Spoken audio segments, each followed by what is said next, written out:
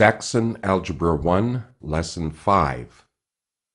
In this lesson, we will learn about sets, absolute value, and addition of signed numbers. In mathematics, a set is a collection of numbers or things called members or elements. For example, here is a set. The name of the set is A. We use the braces to enclose the elements. So the 1, 2, 3, 4, and 5 are the members of this set, or the elements of this set. A set we mentioned before is the set of natural numbers. It's written like this. The 3 dots indicate that the list of numbers continues without end.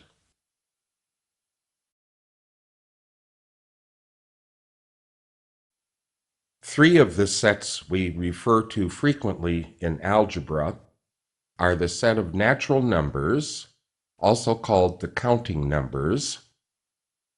This set starts with 1, 2, 3, and goes on forever.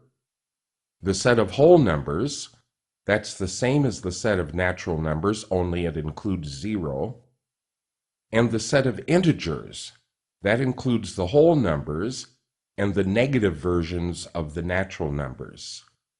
The 3 dots at the beginning and end indicate that the list goes on forever in both directions. An important concept in algebra is the idea of absolute value, sometimes called the positive value, or more correctly, the non-negative value. To understand this concept, you must first realize that the number 0 is neither positive nor negative. Every other real number is either positive or negative and has a sign, plus or minus. When no sign is written in front of a numeral other than 0, it is understood that the number is positive. We can think of the numerical part as designating the quality of bigness of the number, and we use the words absolute value to describe this quality. For example, the absolute value of -7 is 7, and the absolute value of +7 is also 7. That is, absolute value is positive, or 0 if the number is 0.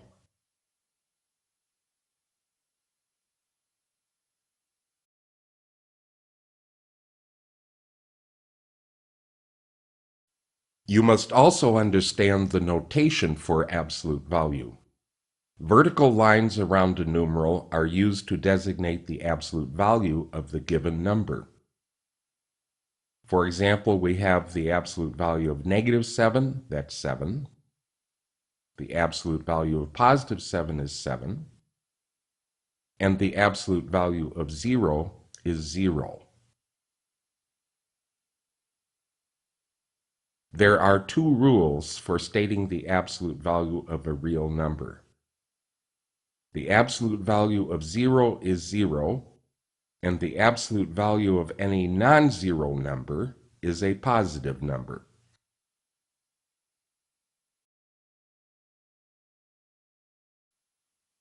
Let's look at some examples.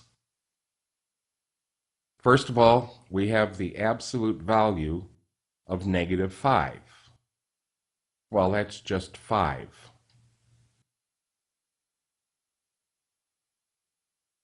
Now we have the absolute value of 8 minus 5.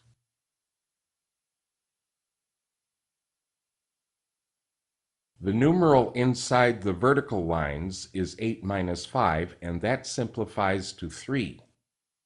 So this is the absolute value of 3, which is 3. Here we have a mixture of negative signs. We have to look at it the correct way.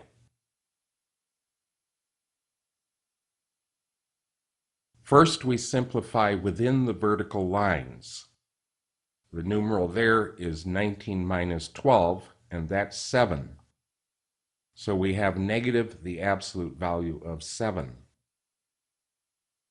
The absolute value of 7 is 7, but we want the opposite of this, so the answer is negative 7.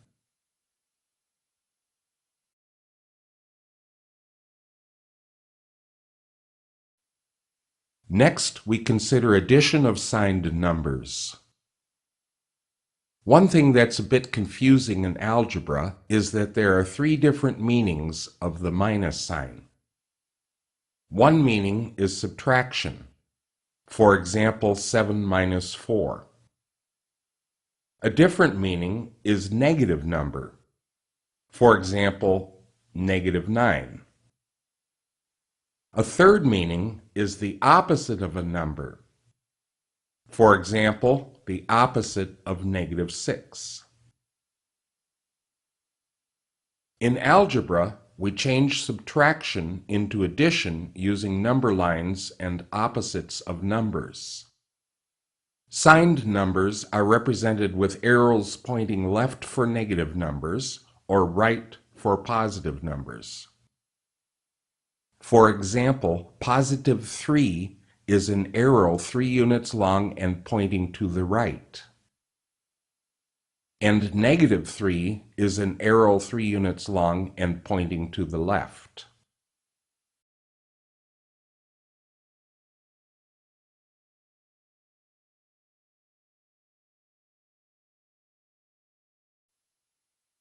To add signed numbers, we start at the origin and draw the arrow version of the first number.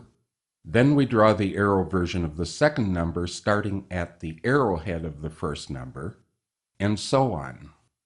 For example, to add positive 5 and negative 3, we start with the arrow for positive 5. Then from the head of this arrow, we draw the negative 3 arrow, which points to the left. The head of this arrow is over positive 2 on the number line, so positive 5 plus negative 3 is positive 2.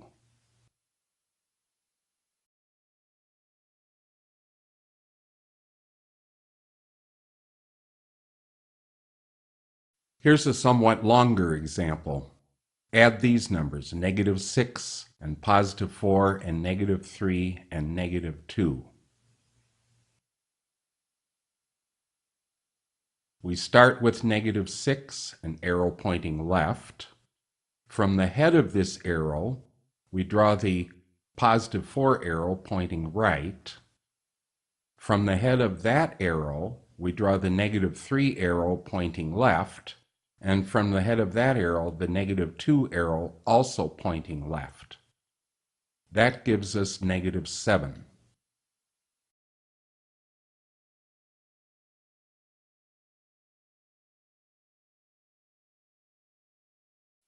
In the first example, we saw that positive 5 plus negative 3 gives positive 2.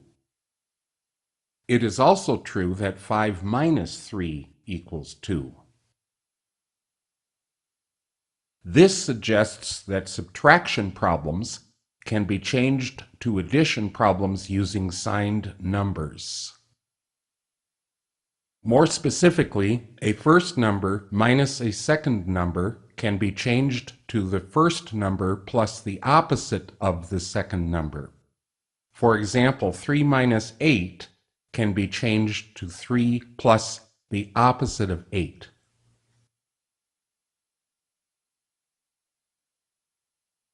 If we now do this on the number line, we start with positive 3 and add negative 8, and the result is negative 5.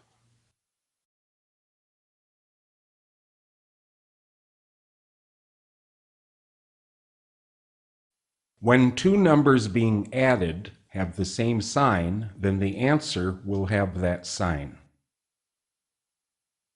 So two positives add to a bigger positive.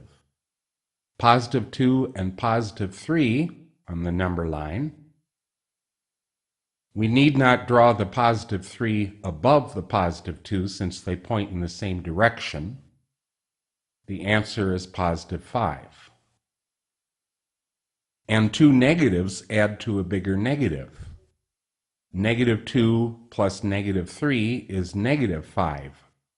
On the number line, we do negative 2 to the left, negative 3 continues to the left, and the answer is negative 5.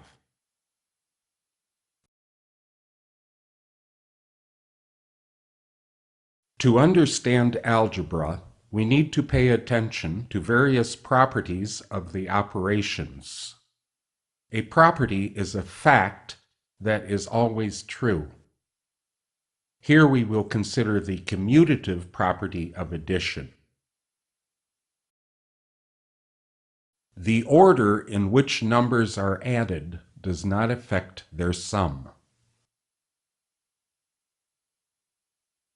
For example, positive 3 plus negative 5 gives the same answer as negative 5 plus positive 3.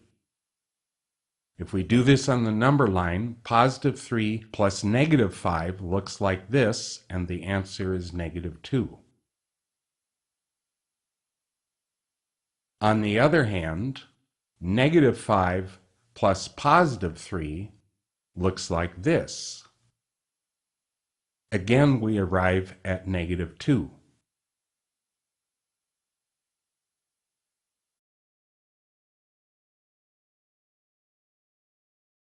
This is the end of Lesson 5.